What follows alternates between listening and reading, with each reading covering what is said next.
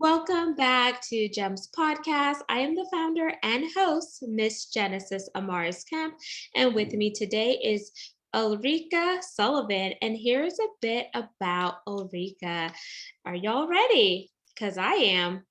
Ulrika Sullivan is a former scientist turned intuitive spiritual life coach, yoga teacher, and energy healer. She is passionate about helping busy women to connect with their intuition, energy, and true selves to find inner calm, self love, and life balance so that they can live from the heart with more ease and flow. Ulrika is the creator of the podcast New Light Living. See your life in a new light, and the founder of the Beyond the Mind membership community. And she's not about the woo woo that some of y'all may think, but you will definitely find out why she focuses on intuition, or some people say discernment. But without further ado, please welcome Ulrika Sullivan to GEMS Podcast. Thank you so much, Jen. I'm so excited and I can't wait to have a conversation with you. Thank you, Ulrika. And before we get started, are you ready for an icebreaker? Oh, yeah. So let's start off by sharing a fun or interesting fact about yourself so we could definitely connect a little bit more personally, and the audience too. A fun fact about me, I used to love hiking, which is not a fun fact, but I actually took it all the way to Nepal and up the Himalayas, not the highest mountain there, but that was a stretch for me. And it's a fun fact because what you don't know about me is that I'm very adventurous. I seem to be this grounded, very calm person, but I actually have a adventurous streak. So yeah, it might come out today. Amazing. So what's the craziest adventure that you've been on then? Well, what's crazy is always different for others, but I learned how to scuba dive I live in the northeast of New England in the United States, around Boston area. And if you think about that, I learned how to scuba dive in a small quarry, actually, with cold water, dark like crazy. And that was also a very big stretch for me because I didn't think I could do it, but I could. Ooh, thanks for sharing that. Now we could dive into our segment after the icebreaker. So you are a woman that turned intuitive spiritual life coach, and we're going to start unpacking that because some listeners as well as the viewers may not know what is an intuitive spiritual life coach, because we see so many coaches nowadays and everyone does something different. You're intuitive. I call myself a visionary life coach, so totally different, but there are some similarities and intersections. So let's start with the definition of what do you do and why it makes sense, and then they could connect further. Yes. So an intuitive spiritual life coach like me, I have put myself in that category because I developed my own intuition. I channel today, which as a former scientist, imagine that, right? Powered with logic, and that was my way of going about life before. But now I go about life from an intuitive perspective, not only for myself, but I teach others, guide others to trust their own intuition and open that skill in a completely new way for some.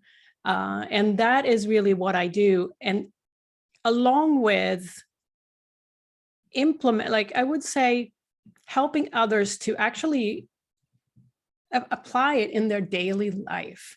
Because it's not some skill that we just do once in a while. It's a life skill that can open up our life experience to, we can perceive our life in a completely different way. And it's a big perspective, experience that we can have. And just as a former scientist and very mind driven, I can realize now that what I built my life on was very limited. So now I trust that it's a much bigger experience than, and I'm still learning. Thank you for sharing that, because some people, when they hear intuitive, they think of, some of the psychics, they think about the tarot cards, they think about the different readings or etc. And I just wanted the audience as well as the viewers to know that there is different forms of intuitive as well as intuition. And when I think about intuition, I think about it's that still small voice that prompts you to kind of look out for you if danger is up ahead, or it will redirect you. And it's that still small voice that keeps you safe and grounded. And some people say discernment, depending on what part of the world you're listening from or what type of religious background or sector you come from. Some say intuition, some say discernment, others say woo-woo, but how you determine it, we all are born with some form of intuition and inclination that helps us. So it's like going within your body and really listening, as well as connecting with your present. And I think your present is what you need to be aligned with, mind, body, and soul. So that mental, physical, and spiritual aspect. And emotional too. So I would say there's 4 components in my opinion. I'm definitely not a subject matter expert in the field like you are, but I definitely want to hear what prompted you to leave your life as a scientist and go into the areas that you're focusing on outside of the intuitive spiritual coaching, being a yoga teacher, as well as, helping others find out their purpose via energy healing. Yes, and I can tell you a little bit of my story, very short. I was someone that really followed the template, if you will, as a career woman, having a successful career and degrees, and seemingly doing everything right to follow a template, if you will. And I can only imagine that many of you who are listening can associate and relate to that in some way, because we have been kind of had role models that are encouraging us to have, careers and kids and all of the things at the same time. And what really happened to me was that I ignored my own needs. I ignored what I was as a person, as a unique person, and to fit some sort of expectation. And it brought me to basically feeling I was on autopilot. Like if somebody was asking me a number of years ago, like, Ulrika, what do you do for fun? I had no answer. So you can only imagine that was not a good feeling when I realized that, there's got to have to be more than this, autopilot way of going about. It was by no means I had anything you can imagine, right? Great career, great relationships, I thought at the time, and opportunities. But there was something within me that told me there is more for you. And it actually brought me to a rock bottom where I realized, well, it was actually the universe kicking me out of my corporate career and say, hey, Ulrika, you have a choice. You have a choice to see this, rock bottom as an opportunity to actually find yourself, who you are. And I chose that way instead of kind of going another cycle with like, oh my gosh, this happened to me. So and what happened after that was basically out of synchronicity. And in a way, I started to trust what was placed in front of me. I was more open to and considering than I've ever been before. So it led me to become a yoga teacher. It led me to become a coach. And after that, an energy healer. And what I learned along the way was basically increase my own trust in, synchronicity, manifestation, all of these universal laws that we actually can choose to align with if we are open to it. And I was open to it. I said, well, can't be, I want more of myself, right? I want to become more of myself. And that's really what happened. But it's, of course, my mind, as a scientist, we have, many of us, including myself, been very conditioned to use and problem solve through our mind. And that's all I knew, pretty much. Mm-hmm. But to go to, feeling into what's right for me is a new way of approaching life. And that's what I help others to do. I like that, because even though life happened to you, you allowed it to happen for you to learn something new, for you to step outside of your comfort zone, the mindset of complacency, or etc. Because sometimes I feel like scientists, chemists, and etc., you're taught to, like, okay, this is a scientific method, this is the factual, this is the evidence, and etc. And you're not taught to have that wonder, like, what if, or anything, because you're like, the proof is in the pudding, the evidence is here, this is what I need to work with. But whenever you really begin to go on that exploration, you start to see things from a different vantage point, and you gain a new perspective. So I like how you walked us through your story and what happened to you, and how you allowed what happened to you to grow you where you are, because it really happened for you to rise up to the level that you're in now. And sometimes people may not get there because they fail to really tap into their total inner presence. And one of the things that you teach on is energy healing. So what exactly is energy healing by your definition? Because everyone has a different definition. And how do you encompass that personally as well as with your clients? So what I do is that I combine coaching with energy healing. So I'm a Reiki trained person. And for those who knows what Reiki is, it's basically a way to direct universal energy. And my philosophy is that when we transform, many of us go to either therapy or coaching, and it's very much, the one-on-one talk type of experience. In my experience is that if you add on the energetic aspects about yourself, your aura, your energy system in your body, because to that experience of evolution or transition or transformation, rather, it amplifies your transformation. So what I do, I give now during the pandemic, I've been giving to my coaching clients who are opting in for that piece, distant energy healing. And the reason for that is that when we evolve, right, our body is with us, and we're becoming something else, and embodying our transition is really important. And our body is, sometimes when we feel resistance, either in our emotional body or our mental body or our energetic body, it's because there's stuck energy. And so I work with our energy centers in the body and identify where there are some, because often we feel resistance, right? There's something that is holding us back, or there's something even physically in the body that feels, oh, my shoulder hurts, my lower back hurts. It's often, it may be a sign that there's some energy that's stuck in the body. And this is really what I learned through yoga as well, because through yoga, we can get in contact with our energy system in the body. And the breath is very connected to this, network of our different bodies.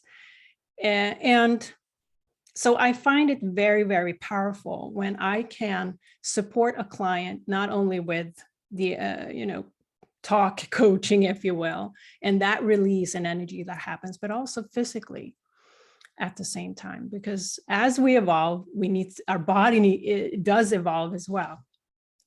And you talked about the distant energy healing and the Reiki and etc. Do you incorporate any of the chakras? And I think there are 7 chakras and 4. And if you do, please share the 7 different chakras just to put content, so the audience and viewers are connecting with that. Yeah, and many of your listeners who are watching or listening here right now may have heard, chakras, or what is that, or energy centers. But yes, and there's much more to that than just 7 different locations in the body. And we have energy centers at the tail, the root chakra. Some of you have heard this terminology, and some of you are very proficient in this. But the root chakra is basically associated with our safety, our sense of security. And often that's where we start. And what I do, I go through each chakra and I can identify where there is opportunity for release or balance, what I call balancing. And I also help to kind of align, so that the energy flows in the body again. And the second chakra is the sacral chakra, where we have our energy associated, I should say, with creativity and relationships. So a lot of us have a root chakra and a sacral chakra that is imbalanced, especially if, let's say, if you're listening or watching, if you have some relationship in the present or in the past that you still feel resistance around, that is a sign that your sacral or root chakra are working hard to kind of, because if we don't release that energy, it remains in the body. And solar plexus, the navel chakra, is right where the belly button is.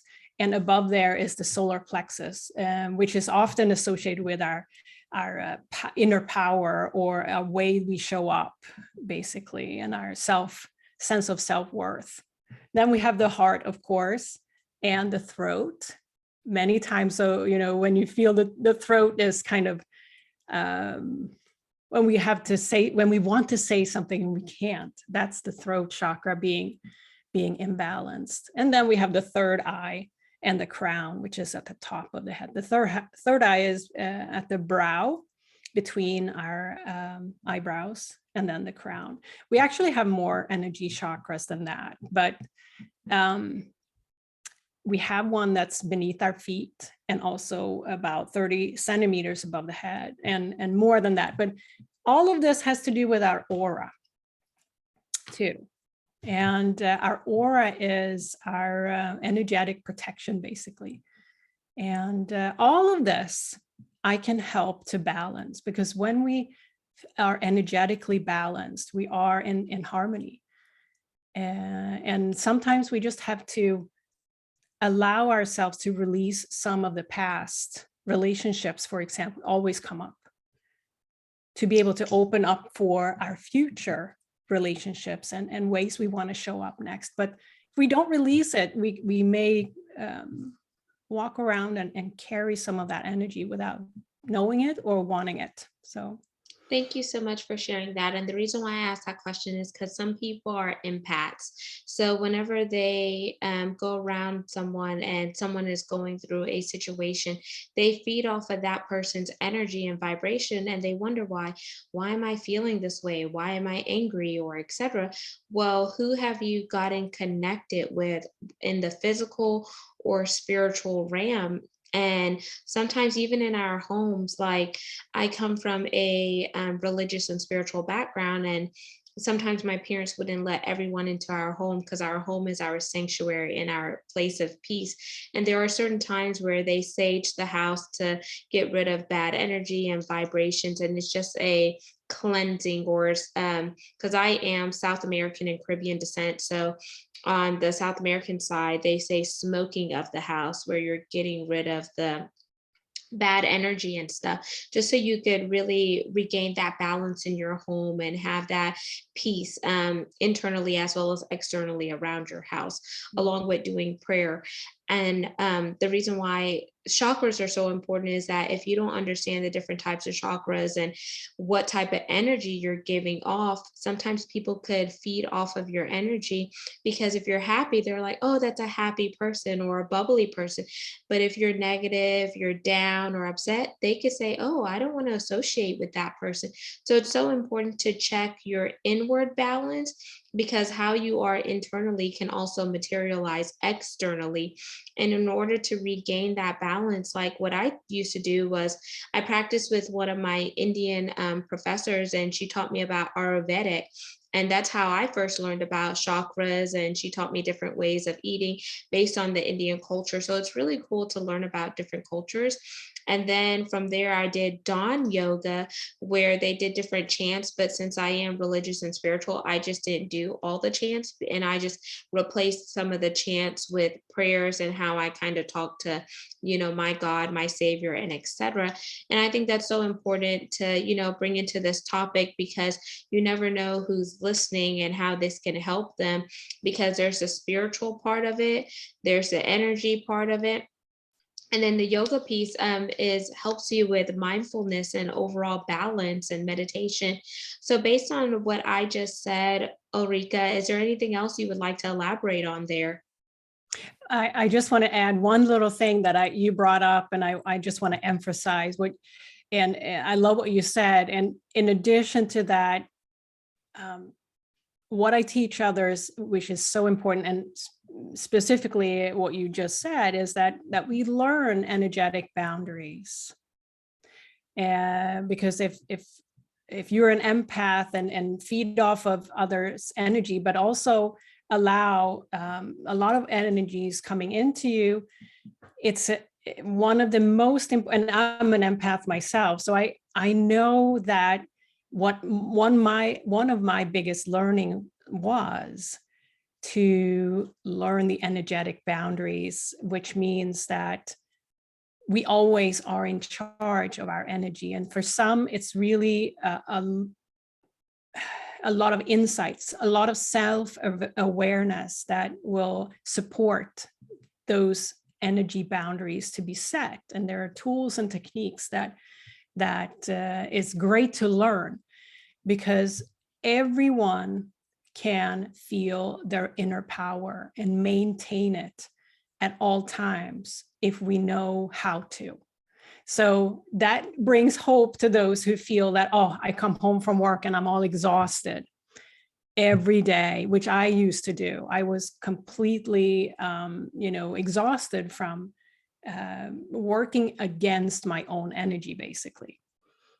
But all of us are unique, and everyone here has a unique energy imprint that you can learn about and get familiar with. And it's not like somebody else's.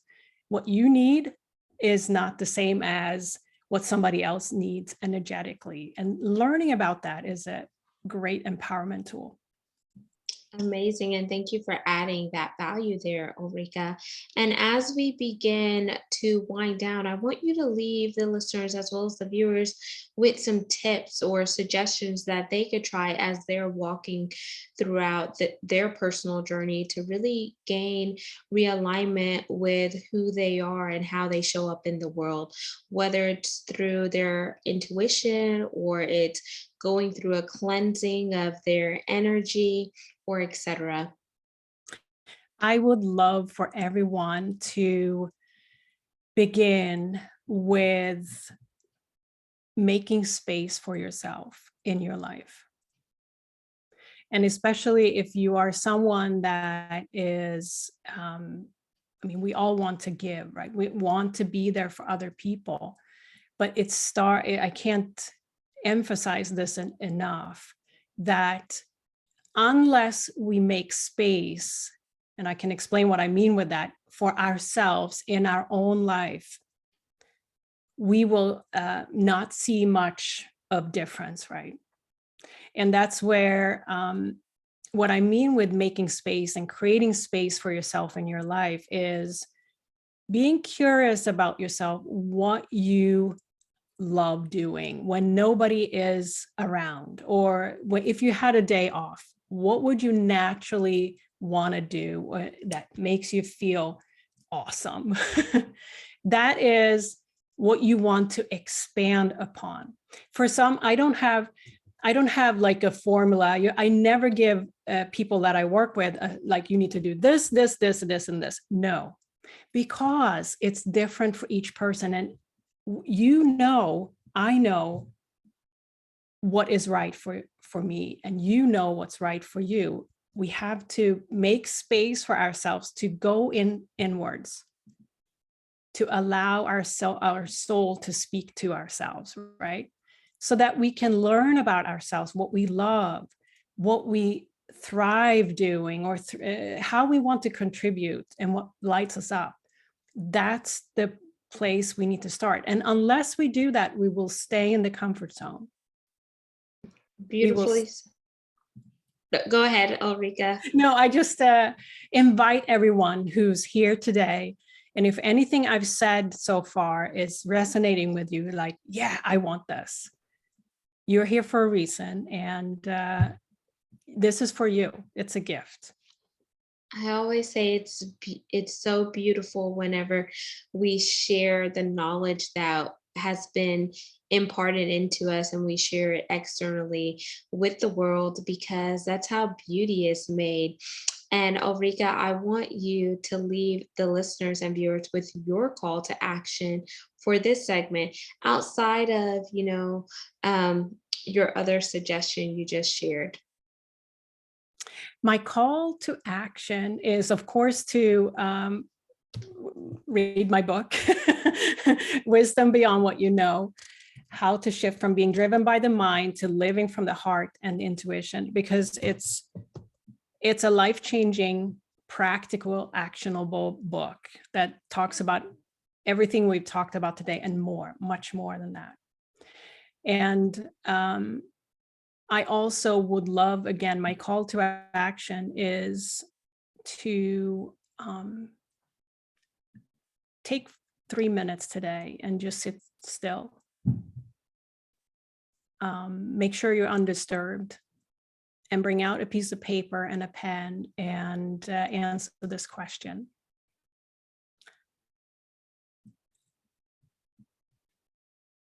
Who am I? And don't hesitate. Just write down what comes down. Don't even look at your letters or words that come down, but just start writing. That's the first step to start to connect to your essence, to not hold back on what comes up. Put it down on a piece of paper. It can be 3 words. It can be 5 pages. But it's you. It's a way to actually make a connection with your true energy, your true soul. And so few of us are taking that opportunity to take 3 minutes and ask that question. And this is for you. Nobody has to see it. But as long as we are allowing ourselves to see ourselves for who we are, that's the beginning of it. That's the beginning to live a life where you are fulfilled with ease and flow. Absolutely. So the question again, y'all, is who am I? And your exercise is to have a mind mapping session, uninterrupted, with no distractions, and just write down whatever pops into your head. And Ulrika, how can they connect with you via your website, and where do you primarily hang out on social media? Yes, you are more than welcome to visit my website, ulrikasullivan.com. And my book can be found at wisdombeyondbook.com. Most often, my primary social media is Instagram, Ulrika Sullivan. So it's easy to find me. If you want to look up my podcast, New Light Living, it's on any major podcast distributor. And there you have it, listeners and viewers of GEMS podcast. Once again, I am the founder and host, Miss Genesis Amaris Kemp, and my special guest today was Ulrika Sullivan. All of her contact information will be in the show notes, so there is no excuse for you not to go grab a copy of her book or connect with her on social media. Make sure you subscribe and share this segment. We are found on 40 plus platforms. You could also follow us over on YouTube for all things video content by just typing in at GEMS with Genesis Amaris Kemp.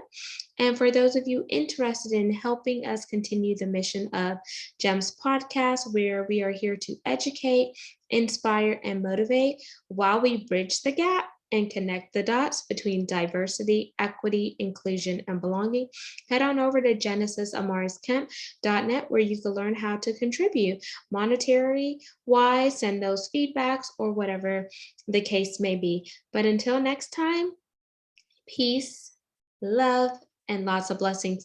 Tap into your intuition because it can save you a heartache of pain, and it can actually put you on the road to your destiny by answering your true purpose and your mission on why you were placed here on earth. So don't miss those small, subtle warnings.